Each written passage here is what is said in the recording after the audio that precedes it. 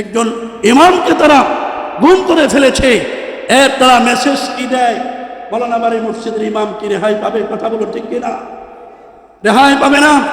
এদেশের প্রত্যেকটা মুসলমানের মসজিদের ইমামকে তারা পর্যায়ক্রমে ধরবে। তাদেরকে যারা ন্যায়ের পক্ষে কথা বলে, অন্যায়ের বিরুদ্ধে কথা বলে, তাদেরকে ধরবে। এই মেসেজ তারা দিয়েছে। শুনে রাখো, এদেশের হক্কানি উলামায়ে কেরাম যারা মসজিদের মিম্বার থেকে হকের আওয়াজ তুলে, তারা কখনো জীবনের পরোয়া করে না। কথা বলুন ঠিক কিনা? তারা কখনো সন্তানের পরোয়া করে না, জীবন বাঁচবে কিনা এটার প্রশ্ন করে। যারা অন্যায়ের বিরুদ্ধে অন্যায় করবে, অবশ্যই তাদের বিরুদ্ধে আমাদের কণ্ঠ লড়বে, ভবিষ্যতেও লড়বে। কথা বলেন ঠিক কিনা মুসলমান? ইতিপূর্বে লড়ে এসেছে, এখনো লড়ছে, সামনেও লড়বে। আমাদের সুস্পষ্ট বার্তা, যারা এই দেশে উগ্রবাদী সৃষ্টি করে, সন্ত্রাস সৃষ্টি করে, তারা এদেশে বসবাস করার যোগ্য না। কথা বলেন ঠিক কিনা?